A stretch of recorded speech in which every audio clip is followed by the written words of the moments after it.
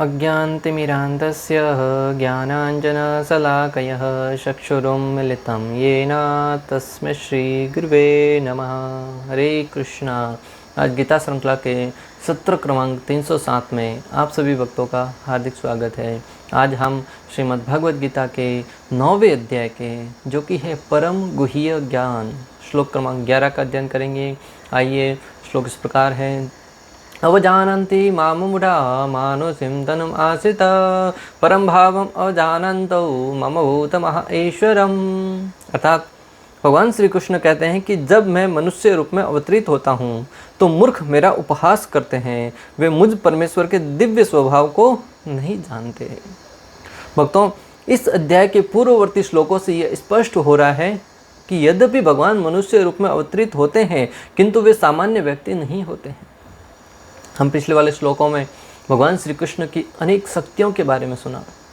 जब भगवान श्री कृष्ण अर्जुन को अपने बारे में बता रहे हैं कि किस प्रकार मेरे अध्यक्षता में ये संपूर्ण प्रकृति है वो कार्य करती है, मेरे द्वारा ही सरासर जीवों का पालन संहार और उनका पालन पोषण होता है, उनकी उत्पत्ति होती है और भगवान के द्वारा ही प्रत्येक कार्य घटित होता है। इन सारे के सारे दृष्टांतों से, इन सारे के सारे भगवान द्वारा बताए गए सिद्धांतों से ये सिद्ध होता है कि हालांकि भगवान श्री कृष्ण जब इस धरा पर अवतरित होते हैं तो मनुष्य के रूप में अवतरित होते हैं, परंतु वो साधारण हमारी भांति भौतिक देह लेकर नहीं अवतरित होते। उनका शरीर, उनके हर एक कार्य है वो दिव्य होता है। वो अपने भक्तों के साथ लीला करने के लिए, अपने भक्तों को आनंद प्रदान करने के लिए, अपने भक्तों की रक्षा करने के लिए, असुर संस्कृति का विनाश करने के लिए अवतरित होते हैं। तब अनेक मूर्ख व्यक्ति होते हैं जो भगवान से ईर्ष्या करते हैं, जो भगवान से द्वेष करते हैं। वो सब भगवान को एक सामान्य व्यक्ति मान बैठते हैं और उनको लगता है कि भगवान भी हमारी भांति एक सामान्य व्यक्ति हैं। हो सकता है उनके पास कुछ अधिक शक्तियाँ हो या मायावी हो, परंतु वो भगवान नहीं हो सकते, क्योंकि वो भी तो हमारी तरह एक सामान्य व्यक्ति की भांति कार्य कर रहे होते हैं। परंतु जो यहाँ पे सिद्धांत बताए हैं भगवान ने, उनसे ये पूर्ण सिद्ध होता है कि भगवान श्री कृष्ण कोई सामान्य व्यक्ति नहीं है। भगवान ने क्या कहा है, जब मैं मनुष्य रूप में अवतरित होता हूँ तो मूर्ख मेरा उपहास करते हैं।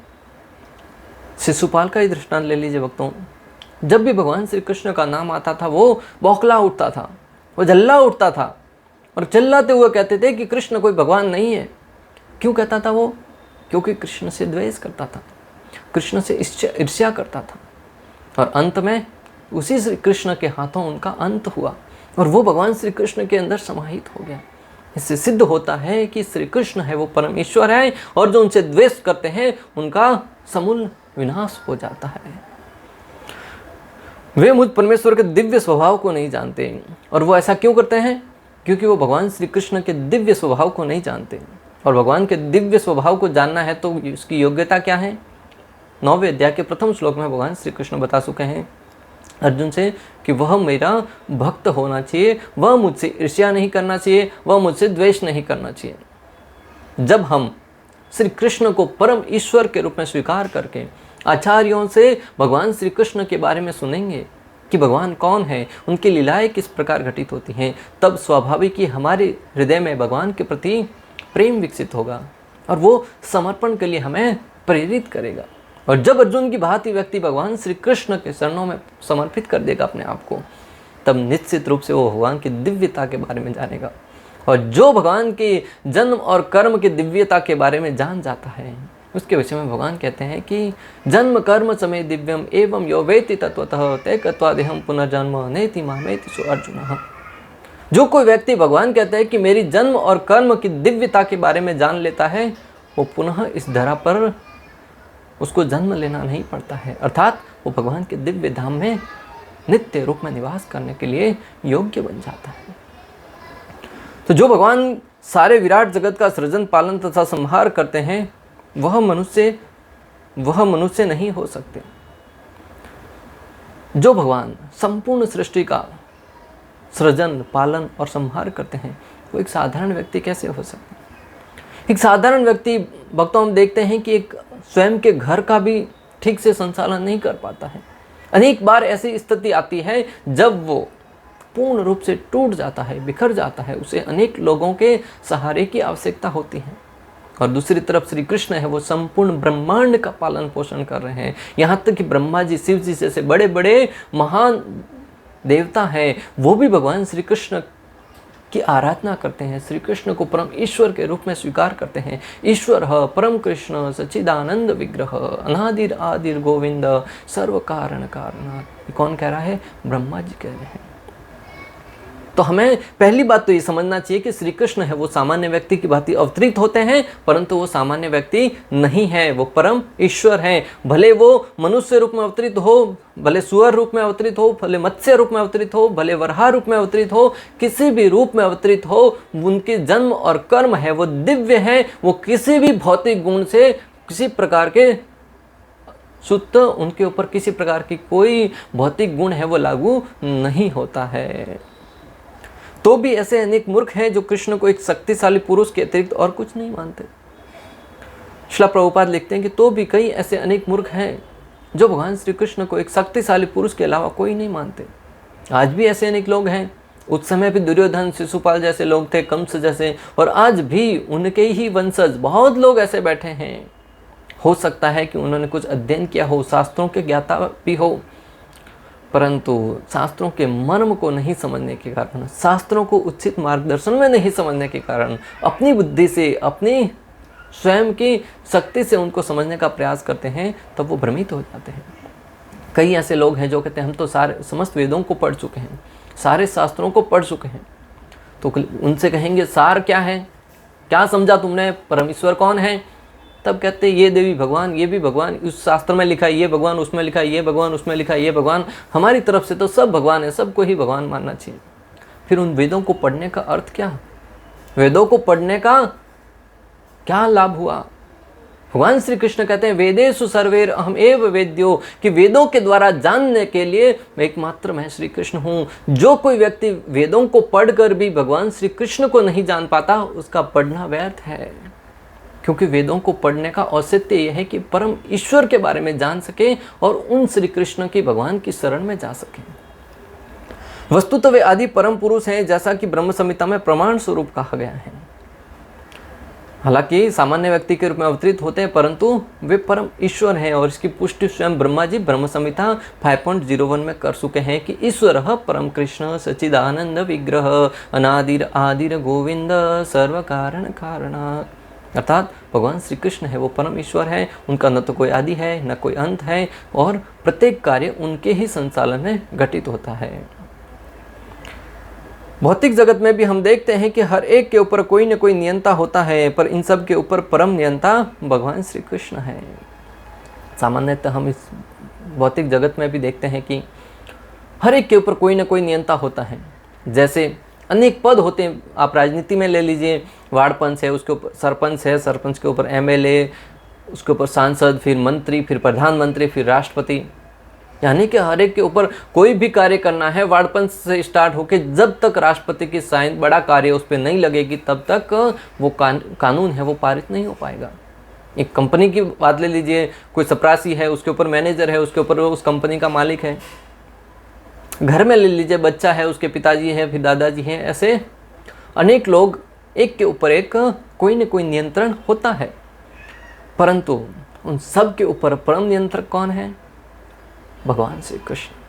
भगवान श्री कृष्ण की शक्ति से संपूर्ण ब्रह्मांड है वो चलायमान होता है भक्तों। तो सबके नियंता कौन है? भगवान है। जो कोई व्यक्ति इस बात को जानकर भगवान के शरण में जाता है, वही व्यक्ति बुद्धिमान है। पिछले श्लोक में जिन अद्भुत कार्यकलापों का वर्णन हुआ है वे भौतिक शरीर द्वारा संपन्न नहीं हो सकते। कृष्ण का शरीर सच्चिदानंद रूप है। पिछले श्लोकों में जिन जिन कार्यों का वर्णन हुआ है भक्तों, वो एक भौतिक शरीर से संपन्न नहीं हो सकते। मुमकिन ही नहीं है कि उसे भौतिक शरीर द्वारा संपन्न किया जा सके। यद्यपि वे सामान्य व्यक्ति नहीं हैं, किंतु मूर्ख लोग उनका उपहास करते हैं और उन्हें मनुष्य मानते हैं। भगवान अनेक प्रकार से सामान्य पुरुष की भांति कर्म करते हैं, किंतु उनका शरीर सच्चिदानंद विग्रह रूप है। इसकी पुष्टि वैदिक साहित्य में भी हुई है। भगवान श्री कृष्ण हालांकि कई ऐसे कार्य करते हैं जो एक सामान्य व्यक्ति करता है, जैसे परिवार में रहना, जन्म के साथ ही बचपन में अनेक खेल कूद करना, एक सामान्य व्यक्ति बच्चे की भांति रोना, माता के डर से भयभीत होना, हर एक बात कार्य करने के लिए माता पिता की अनुमति लेना, ऐसे छोटे छोटे कार्य अगर आप कृष्ण लीला के विषय में अध्ययन करेंगे या सुनेंगे तो आप अच्छे से समझ सकते हैं कि भगवान वो हर एक कार्य करते थे जो एक सामान्य शिशु करता है। माता के भय से बहुत भयभीत होते थे। दामोदर लीला का प्रसंग आता है भक्तों, जब भगवान श्री कृष्ण माता यशोदा के सामने, जब माता यशोदा सड़ी लेकर खड़ी थी उनके सामने, तो भगवान श्री कृष्ण, आचार्यगण कहते हैं कि जिनके भ्रुकुटी उठाने मात्र से संपूर्ण ब्रह्मांड भयभीत हो जाता है, वो भगवान आज अपनी माता की सड़ी के सामने भयभीत नजर आ रहे हैं। आंखों से अश्रुधारा बह रही है, आंख में लगी हुई अंजन है, वो हाथ जब रोल कर रहे थे तो पूरे मुंह पे काला काला काजल लग रहा था, और वो भगवान की दिव्य लीलाएं हैं। परंतु अगर तत्व से देखा जाए तो वही परम ईश्वर है जिन्होंने, श्री कृष्ण ने अपनी माता को, जब एक बार माता यशोदा ने कहा कि बोलो दिखाओ कान्हा तुमने मिट्टी खाई है, तब भगवान ने जब अपना मुखड़ा खोला था उसमें संपूर्ण ब्रह्मांड के दर्शन हुए थे। तब माता यशोदा है वो बेहोश होकर गिर पड़ी थी भक्तों। और इसकी पुष्टि वैदिक साहित्य में भी इस प्रकार हुई है, सच्चिदानंद रूपाय कृष्णाय, सच्चिदानंद रूपाय कृष्णाय, अर्थात मैं भगवान श्री कृष्ण को नमस्कार करता हूँ जो सच्चिदानंद रूप हैं। कहाँ पे वर्णन आया है? गोपाल तापनी उपनिषद 1.1 में वर्णन आया है कि भगवान श्री कृष्ण को मैं प्रणाम करता हूँ जो सच्चिदानंद रूप है, अर्थात भगवान का जो शरीर है वो दिव्य है, सच्चिदानंद विग्रह है। वेदों में भी ऐसे अन्य वर्णन भी है, जैसे तम एकम गोविंदम सच्चिदानंद विग्रहम, अर्थात आप इंद्रियों तथा गायों के आनंद स्वरूप गोविंद हैं तथा आपका रूप सच्चिदानंद स्वरूप है।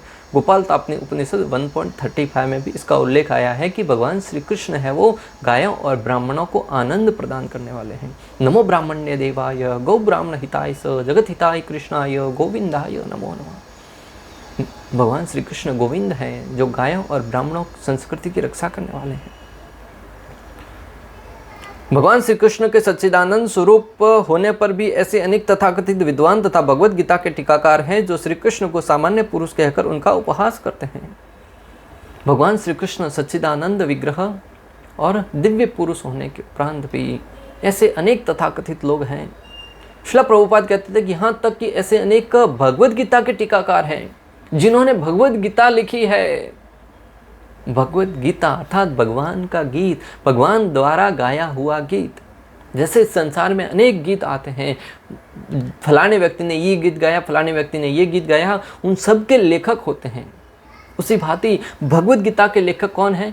भगवान श्री कृष्ण, जिन्होंने कुरुक्षेत्र के युद्ध स्थल में, युद्ध के कोलाहलपूर्ण स्थिति में अर्जुन को जो गीत सुनाया वह है भगवद गीता।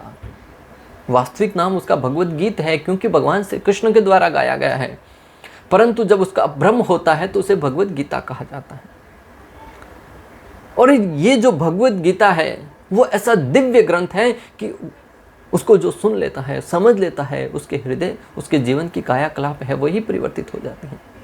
और सबसे मोटा मोटा दृष्टांत भक्तों अर्जुन का ही ले लीजिए, जो भगवद गीता के प्रारंभ में कह रहा था मैं युद्ध नहीं करूंगा, परंतु भगवद गीता सुनने के उपरांत कहने लगा बोलो कृष्ण किसको मारना है। यह है भगवद गीता की महत्वता। और भगवद गीता में जहां पे भी श्री कृष्ण बोले हैं वहां पे वर्णन आता है भगवानुवाच। अर्जुन बोलते तब अर्जुन वाच, संजय बोलते तब संजय उवाच, धृतराष्ट्र बोलते तब धृतराष्ट्र वाच। और अन्य ग्रंथों में भी जब भगवान श्री भोलेनाथ बोलते हैं तब कहते हैं रुद्र उवाच, ब्रह्मा जी बोलते तब कहते हैं ब्रह्म उवाच, और इंद्र बोलते तो बोलते इंद्र उवाच। ऐसे अलग अलग जिसका भी भाष्य आता है उसका नाम से उच्चारण होता है, परंतु एकमात्र श्री कृष्ण परम पुरुषोत्तम भगवान का जब उल्लेख आता तब कहते हैं भगवान उवाच। और भगवान कौन? ऐश्वर्य स समग्र स वीर्य स यशस श्रेय ज्ञान वैराग्य स एव भग इति गणा। जिसके पास संपूर्ण मात्रा में सौंदर्य है, संपूर्ण मात्रा में ऐश्वर्य है, संपूर्ण मात्रा में ज्ञान है, संपूर्ण मात्रा में वैराग्य है, संपूर्ण मात्रा में बल है, संपूर्ण मात्रा में यश है, सह के सह ऐश्वर्य संपूर्ण मात्रा में है, वह है परम ईश्वर भगवान श्री कृष्ण। और भगवान श्री कृष्ण का चरित्र उठाकर देख लीजिए भक्तों, सह के सह ऐश्वर्य उनके अंदर पूर्ण रूप से मिलेंगे। भले ही अपने पूर्व पुण्यों के आधार पर विद्वान असाधारण व्यक्ति के रूप में पैदा हुए हो, किंतु श्री कृष्ण के बारे में ऐसी धारणा उसकी अल्पज्ञता के कारण होती है। श्रील प्रभुपाद लिखते हैं कि हो सकता है कि कई ऐसे लोग हैं जो शास्त्रों को ज्ञाता भी हो, अनेक शास्त्रों के बारे में पढ़ भी चुके हो, परंतु जब वो भगवान श्री कृष्ण के बारे में उल्लेख करते हैं तब एकमात्र उनको महापुरुष कहकर संबोधित करते हैं, जिसका अर्थ है कि हो सकता है उनके पूर्व जन्म के कुछ पुण्यों के आधार पर इस जीवन में उनको विद्वता हासिल हो, परंतु जब इसलिए वह मूढ़ कहलाता है, परंतु जब वो भगवान श्री कृष्ण को परम ईश्वर के रूप में नहीं जान पाता तो उसे मूढ़ कहा जाता है, अर्थात पढ़ा लिखा अनपढ़। भगवान श्री कृष्ण उसको ही यहाँ पे मूर्ख कह रहे। जब मैं मनुष्य रूप में अवतरित होता हूँ तो मूर्ख मेरा उपहास करते हैं। कई ऐसे पढ़े लिखे लोग हैं जो शास्त्रों के भी ज्ञाता हैं, वो भगवान का उपहास करते हैं ये कहकर कि श्री कृष्ण भगवान कैसे हो सकते हैं। इसलिए वह मूढ़ कहलाता है, क्योंकि मूर्ख पुरुष या अज्ञानी ही कृष्ण को सामान्य पुरुष मानते हैं। क्योंकि मूर्ख पुरुष या अज्ञानी ही भगवान श्री कृष्ण को एक सामान्य पुरुष के रूप में मानते हैं। जैसे दुर्योधन एक राजा थे, धृतराष्ट्र के राज्य में वो युवराज के पद पर उपस्थित थे, फिर भी वो भगवान को नहीं समझ पाए। धृतराष्ट्र एक राजा होते हुए भगवान को नहीं समझ पाए। कंस इतना शक्तिशाली, सब लोग उसके भय से भयभीत होते थे। स्वयं घोषणा हो चुकी, आकाशवाणी हो चुकी थी कि श्री कृष्ण रूप में जो भगवान अवतरित होंगे वो तुम्हारे मृत्यु के कारण बनेंगे, फिर भी भगवान को नहीं जान पाए। शिशुपाल अनेक जगह से सुना था कि श्री कृष्ण भगवान है और उसके कार्यकलाप भी देख चुका था कि बचपन में मात्र 6 दिन की उम्र में, 6 वर्ष की उम्र में, 6 महीने की उम्र में उन्होंने ऐसे ऐसे अद्भुत कार्य किए थे जो कोई भी व्यक्ति, सामान्य व्यक्ति नहीं कर सकता। परंतु फिर भी ईर्ष्यावश, द्वेषवश वो भगवान को नहीं स्वीकार कर पाए और यही उनकी अज्ञानता का कारण है, यही उनकी मूर्खता का परिचय है। ऐसे मूर्ख कृष्ण को सामान्य व्यक्ति इसलिए मानते हैं क्योंकि वे कृष्ण के गुह्य कर्मों तथा उनकी विभिन्न शक्तियों से अपरिचित रहते हैं। वे यह नहीं जानते कि कृष्ण का शरीर पूर्ण ज्ञान तथा आनंद का प्रतीक है। वे प्रत्येक वस्तु के स्वामी हैं और किसी को भी मुक्ति प्रदान करने वाले हैं। मूर्ख व्यक्ति ये नहीं जानते कि भगवान श्री कृष्ण है वो सच्चिदानंद विग्रह हैं, वो प्रत्येक वस्तु के स्वामी हैं और किसी को भी मुक्ति प्रदान कर सकते हैं। यदि कृष्ण का शरणागत जीव माया के प्रभाव से बाहर निकल सकता है तो भला भगवान श्री कृष्ण का जो शरणागत जीव है वो जब माया से मुक्त हो सकता है, जैसे कि भगवद गीता 7.14 में भगवान श्री कृष्ण उल्लेख करते हुए कहते हैं, देवी ऐसा गुणमयी मम माया दुरतया माम एव ये प्रबदन्ते मायाम एताम तरन्ति थे।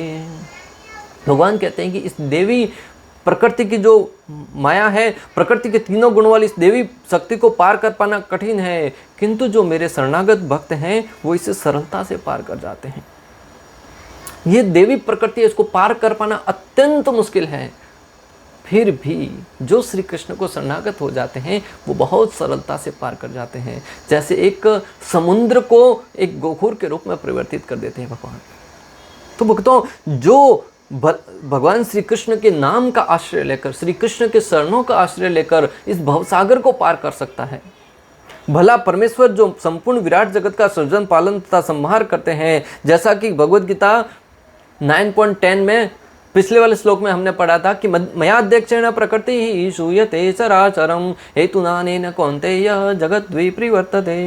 भगवान ने कहा था यह भौतिक प्रकृति मेरी शक्तियों में से एक है और मेरी अध्यक्षता में कार्य करते हैं, जिससे सारे सर तथा असर प्राणी उत्पन्न होते हैं। इसके शासन में यह जगत बारंबार सर्जित और विनष्ट होता रहता है। भला हम लोग